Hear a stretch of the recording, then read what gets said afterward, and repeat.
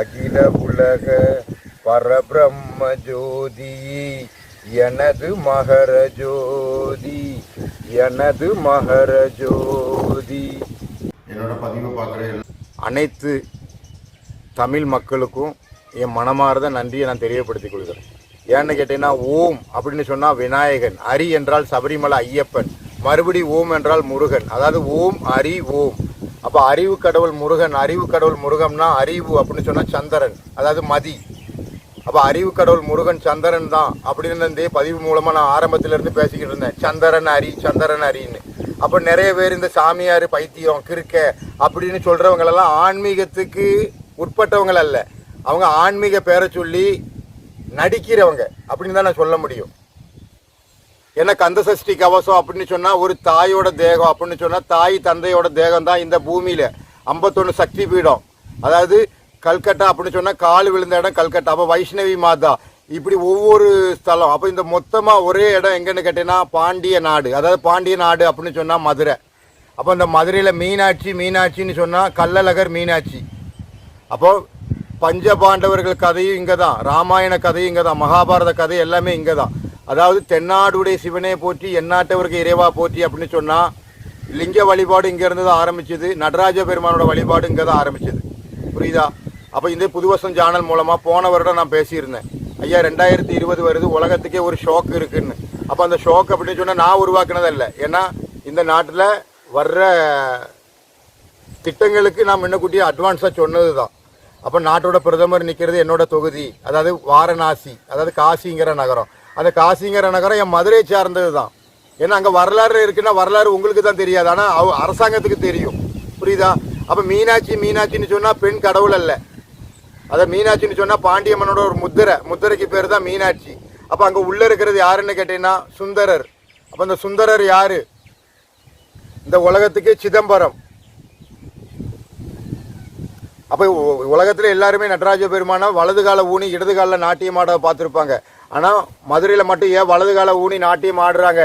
அதோட பொருளை தெரிஞ்சுக்கிட்டது தான் இந்த தென்னாட்டில் ஒருத்தன் வருவான் அப்படிங்கிற ஒரு விவரம். அப்போ தயவு செய்து நான் இந்த சீனாவிலேருந்து ஒரு புழு வந்தது கொரோனா, அமெரிக்காவில் படைப்புழு அப்படிங்கிற ஒரு இங்கே உள்ள விவசாய பூமியில் பூரா அழிச்சிக்கிட்டு வருது, மக்காச்சோளத்தை அழிச்சிக்கிட்டு வருதுன்னெலாம் சொன்னால் இதோட விவரம் என்னென்னு கேட்டீங்கன்னா, ஒவ்வொரு மனிதன் தான் அரி. அப்போ மலையாளம் அப்படின்னு மலையாளம்னு சொன்னால் கேரளத்தில் அரி அப்படின்னு நிப்பாட்டியிருந்தாங்க. ஆனால் தமிழ்நாடு வரும்போது அரிசி அப்படி ஆயிடுது. புரியுதா? அப்போது தயவு செய்து நான் சொல்கிறது என்னென்னு கேட்டீங்கன்னா, இந்த மனிதனானவன் ஒரு புழு, ஒரு புழு. அப்போ ஒரு கொரோனாங்கிற ஒரு புழுக்கு இந்த தென்னாட்டில் உள்ளவன் அச்சப்பட மாட்டான். ஏன்னா என் நாடை நான் தோக்கதுக்கு நான் விட மாட்டேன். ஏன்னா என் நாடு பாண்டிய நாடு. அது சேரன்னு சொன்னால் கடல், சோழன்னு சொன்னால் நிலா சந்திரன். அப்போ பாண்டின்னு சொன்னால் அண்ணன் விநாயகன், அப்பன் சிதம்பரம். அப்போ அரி அப்படின்னு சொன்னால் என்ன? சபரிமலை ஐயப்பன். அப்போ இந்த சபரிமலை ஐயப்பனோட கதை இந்த உலகத்துக்கு நான் எடுத்துக்காட்ட ஆக்கிட்டேன் அப்படின்னு இதே பதிவு மூலமாக நான் பலமுறை சொல்லி வந்தேன். மன்னர் அப்படின்னு சொன்னால் அண்ணன் விநாயகன், அரி அப்படின்னு சொன்னால் ராமச்சந்திரன், அதாவது சந்திரன் மதி, ராமன்னா அரி. அப்போ இதே பதிவு மூலமாக நான் பலமுறை பேசிட்டு வந்தேன். ஐயா இப்போ நடந்துக்கிட்டு இருக்கிறது உலக யுத்தம். அந்த உலக யுத்தத்தில் 73 கோடி மக்களை அழிக்கணும்னு ஒரு திட்டம் போட்டிருக்கிறாங்க. அப்போ இதுதான் உலக நாட்டில் ஜி மாநாடு, 20 மாநாடு இப்படியெல்லாம் நடத்துனது இதுதான். அப்போ இந்த தென்னாட்டில் உள்ளவன் புத்தி இல்லாதவன் அப்படின்னு இந்த உலக நாடு சிந்திச்சிடக்கூடாது அப்படிங்கிறதுக்கு தான் நான் இதே பதிவு மூலமாக நான் போன வருடத்துலேருந்து பேசிட்டு வந்தேன். அதாவது சந்திரன் அரின்னா என்ன? அறிவு கடவுள் நிலா. அப்போ காந்திமதி கோமதி. அப்போ மீனாட்சின்னு சொன்னால் இந்த பாண்டிய நாட்டோட சின்னம் தான், அதாவது நிலாக்கு பேர் மீனாட்சி. சந்திரன். அப்போ கள்ளழகர்னா அரி, சந்திரன் அரி. புரியுதா? அப்போ ஆண்டாள்னா என்ன? சமுத்திரத்துக்கு பேர் ஆண்டாள். மீனாட்சின்னா அரி. அப்போ மீனாட்சி தோல்ல வலது காலில் கிளி என்ன இருக்கு, ஆண்டாள் தோல்ல இடது தோல்ல கிளி இருக்கு. அதுக்கு அர்த்தம் என்னன்னு கேட்டீங்கன்னா சந்திரன் அரி. அப்போ வள்ளி விநாயகி தெய்வ யானை அறிவோம், வள்ளி விநாயகி தெய்வ யானை அறிவோம். அமெரிக்கா இல்லை, உலக நாடே வந்தாலும் இந்த பாண்டி நாட்டுக்கு கட்டுப்பட்டே ஆகணும். இதுதான் வரலாறு. புரியுதா?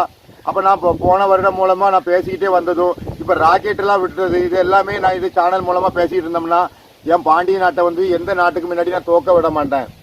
என் பாண்டிய நாடுன்னு சொன்னால் என்ன அர்த்தம்? தமிழ்நாடு தான். தமிழ்நாடு இந்த சூரிய உதயமாகிற எல்லா இடமும் என் நாடோட கட்டுப்பட்டது.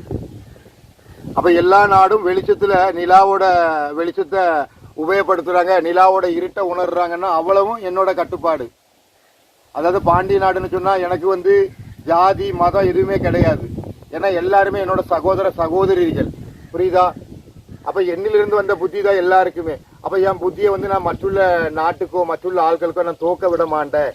ஏன்னா எல்லாருமே என் சகோதர சகோதரிகள், சகோதரர்கள், புரியுதா?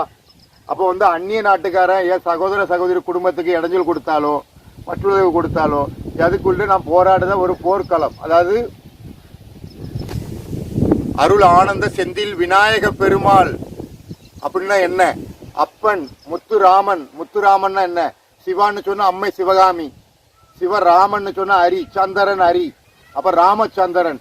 அப்போ இந்த காவி பச்சை பின்ன கருப்பு அப்படின்னா நம்ம இதே பதிவு மூலமா நான் அணிஞ்சு உங்ககிட்ட காட்டியிருந்தோம்னா இப்ப நாட்டில் நடந்துகிட்டு இருக்கிறதுக்கும் இப்ப நடக்கிறதுக்கும் எல்லா விஷயமும் இதே பதிவு மூலமா நல்ல புத்தி உள்ளவங்களுக்கு புரிய வரும்.